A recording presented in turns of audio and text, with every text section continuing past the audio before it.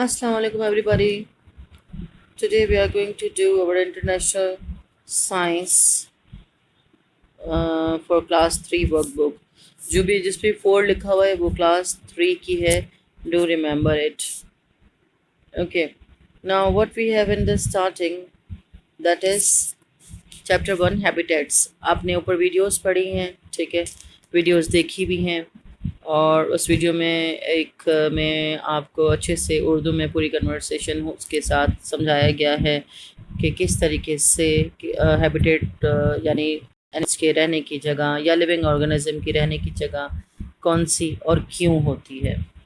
उस लिहाज से जब हम पढ़ेंगे इस हैबिटेट के बारे में, दैट इज़ एक्सप्लोरिंग हैबिटेट्स, यानी कि किस तरीके से हम हैबिटेट को एक्सप्लोर कर सकते हैं, किस तरीके से उसको ढूंढ सकते हैं किसी के भी हैबिटेट को, या डिफरेंट हैबिटेट्स में जाएंगे और डिफरेंट हैबिटेट्स के बारे में हम देखेंगे. और ज़रूरी नहीं है कि हर दफ़ा जाएं, हमने बहुत सारी दफ़ा एक्सपीरियंस किया होता है, मुशाहिदा किया होता है, उसको हम ब्रेन में रिमाइंड करके भी हम लिख सकते हैं. जैसे कि अक्सर अभी आपने वीडियोस देखी, उसको भी आप रिमाइंड करके लिख सकते हो.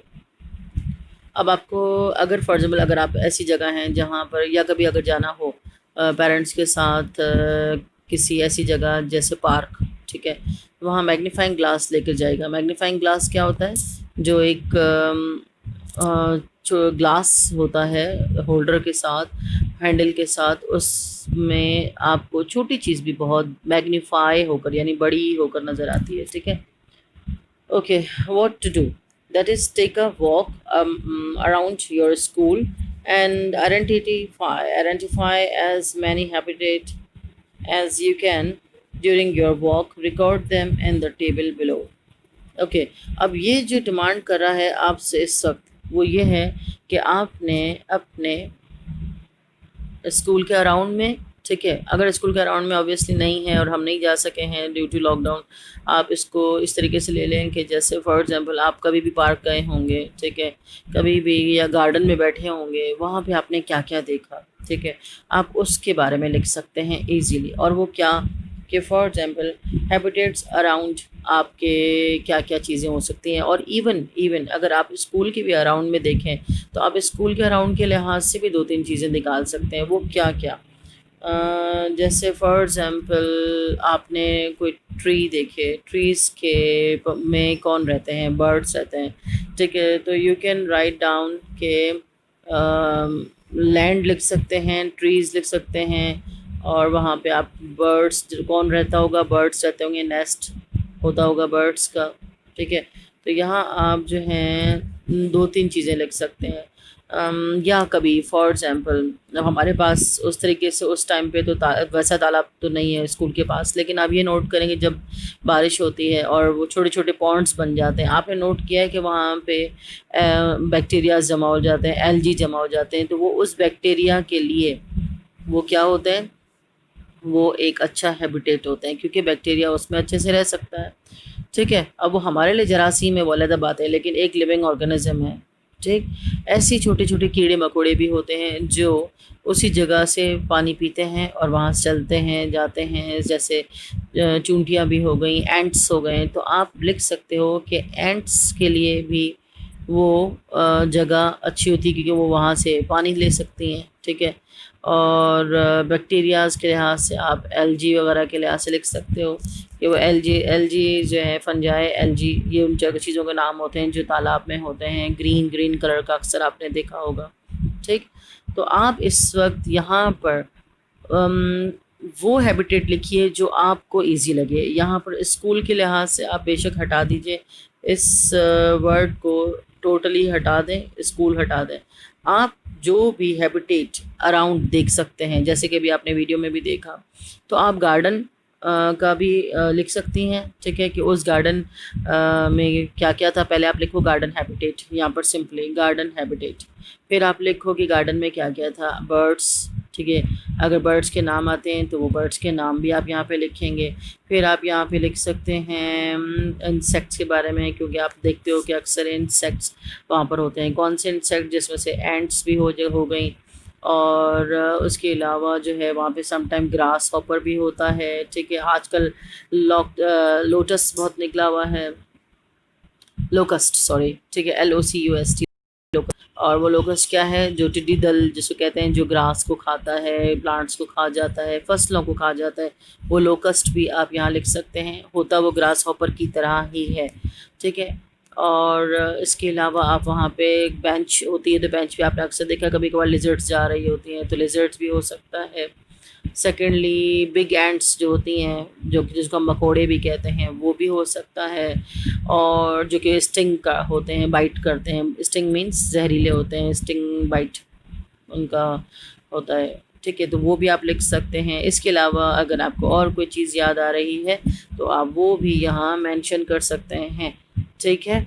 तो ये हुआ आपका हैबिटेट अराउंड। ओके, हम नेक्स्ट पे जाते हैं। तो नेक्स्ट पे क्या है जनाब आपके पास?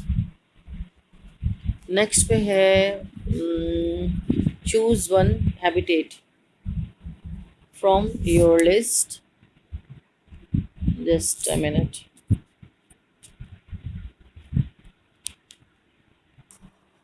अच्छा, तो फिर जो क्वेश्चन नंबर 2 है, that is choose one habitat from your list, ठीक है। Observe that habitat carefully, you may use a magnifying glass to help. ये एक्चुअली किस चीज़ के लिए कह रहे हैं? ये एक्चुअली जो आपको बता रहे हैं वो है इस चीज़ के लिए कि आपके स्कूल के अराउंड कौन कौन से हैबिटेट्स हैं, ठीक है। तो अब हमारे पास स्कूल के अराउंड, जो मैंने जैसे आपको कहा कि आप छोटा सा पडल वाटर का हैबिटेट कह सकते हैं, वो होता थोड़ी देर के लिए है, यानी जब तक बरसात का पानी है या कोई पानी जमा हो गया तो पडल वाटर हैबिटेट कह सकते हैं आप, क्योंकि वो लेक तो नहीं होगी ना। और आप कह सकते हैं इवन इवन इवन आप गार्बेज या गार्बेज हीप का हैबिटेट भी कह सकते हैं, कि अगर कहीं पर गार्बेज है, कचरा, और वहाँ पर भी किसी न किसी का हैबिटेट होता है, रहने की जगह, वो क्या? कीड़े, बैक्टीरियाज, ठीक है। और हो सकता है कि कोई कोई बर्ड्स भी आके उसमें से कुछ खा लें, ठीक है। और हो सकता है कि अगर वहाँ से कोई गोट्स आ रही हों और गोट्स को कोई चीज़ पसंद आए तो वो भी वो खा सकती हैं, तो आप गार्बेज हीप हैबिटेट भी कह सकते हैं। आप कोई गार्डन भी लिख सकते हैं यहाँ पर, ठीक है, क्योंकि गार्डन में आप तो यहाँ पे आप 4-5 हैबिटेट्स के नाम लिख लें जो भी आपको समझ में आ रहे हैं। हाँ, डेजर्ट आप नहीं लिख सकते क्योंकि आपका स्कूल डेजर्ट के पास नहीं है। जंगल या वुडलैंड आप नहीं लिख सकते क्योंकि आपका स्कूल जंगल या वुडलैंड के पास नहीं है। आप ओशन हैबिटेट नहीं लिख सकते क्योंकि आपका स्कूल ओशन में नहीं है, ठीक है। तो बस ये चीज़ें संभाल के लिखिएगा। अब आइए इधर जनाब, यहाँ पर आप देख रहे हैं कि इस बच्चे के हाथ में क्या है? He has a magnifying glass. Okay, so what he have in his hand?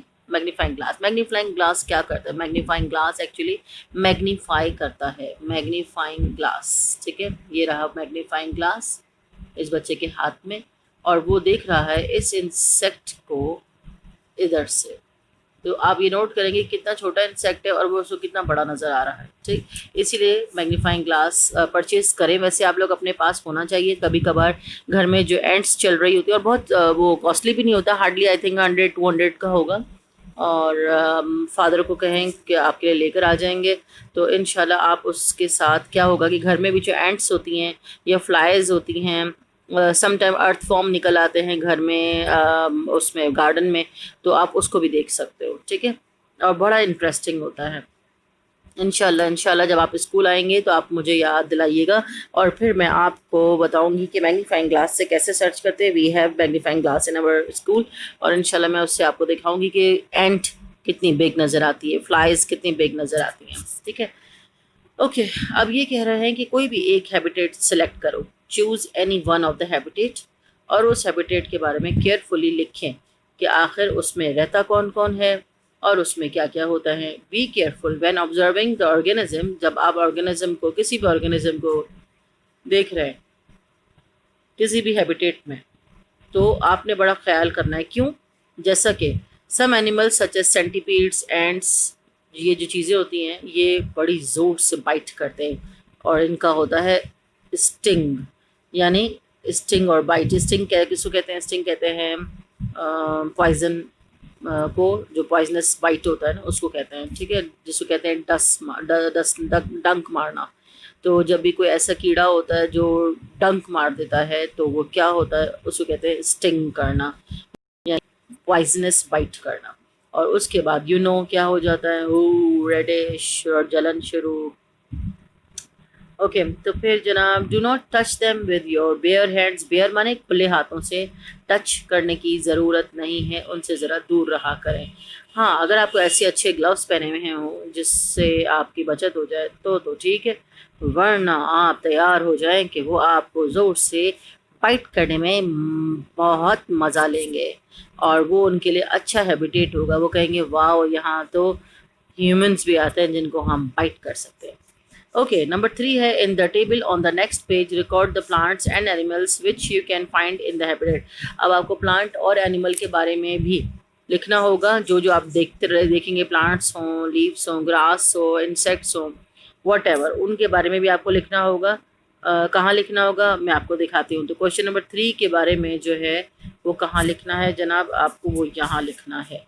ये देखिए, ठीक है, क्या लिखा है यहाँ पर देखें, plants found in the habitat, यानी उस हैबिटेट में कौन कौन से प्लांट्स है वो यहाँ लिखेंगे आप। ठीक है, प्लांट्स के 2-4 नेम्स आपको याद होने चाहिए।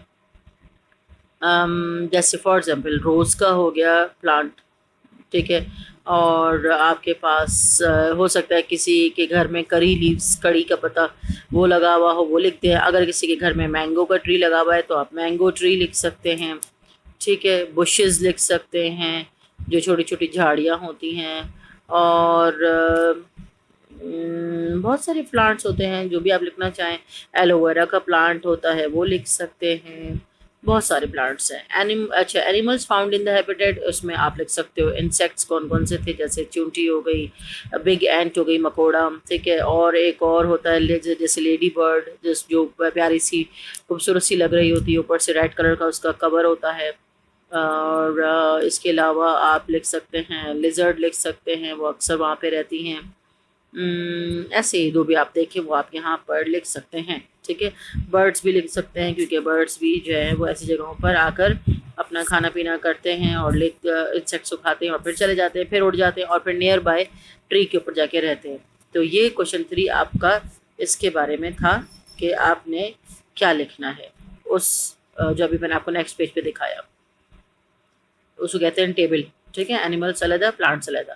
अच्छा, क्वेश्चन नंबर 4 क्या है हमारा, compare the plants and animals found in your chosen habitat with those found in your classmates. अच्छा, अब आपके क्लास फेलोज ने, इस वाले पार्ट को मैं इसलिए कह रही हूँ कि अपनी तरफ से कीजिएगा जितना आप कर सकते हैं, और उसमें कोई बड़ी बात नहीं है। आप अपने किसी फ्रेंड से डिस्कस कर सकते हैं, बहन भाई से डिस्कस कर सकते हैं। अगर फ्रेंड से अभी डिस्कस नहीं कर सकते, लॉकडाउन है, तो आप बहन भाई से डिस्कस कर लें, मम्मा से डिस्कस कर लें। और ये देखें कि अगर जो आपने निकाले हैं वो, ठीक है, प्लांट्स एंड एनिमल्स के नेम, और अगर कोई आपके क्लासमेट मम्मा या बहन भाई के पास दिमाग में कोई और हैबिटेट में हो सकता है, या उनका कोई और हैबिटेट में कोई और एनिमल्स और इंसेक्ट्स हो सकते हैं, तो उनके बारे में आपस में डिस्कस करें और फिर यहाँ लिखने की कोशिश करें कि are they same kind of plant animals found in the different habitats, कि क्या, जो यहाँ पर एक एरो लगा सकते हैं या यहाँ पर आप एक लाइन ड्रॉ कर सकते हैं। ठीक है, और यहाँ पर अपना लिख लीजिए और यहाँ पे आप अपने मम्मा से बताया हुआ या अपने ब्रदर से सिस्टर से बात करके लिख सकते हैं। वो क्या कि अगर फॉर एग्जाम्पल आपने गार्डन हैबिटेट ढूंढा है और उन्होंने वो बात कर रहे हैं पॉन्ड हैबिटेट की, तो आप बता सकते हैं कि पॉन्ड हैबिटेट में कौन से डिफरेंट होते थे और कौन से सेम, वो भी क्योंकि बहुत सारों में सेम भी हो सकते हैं ना।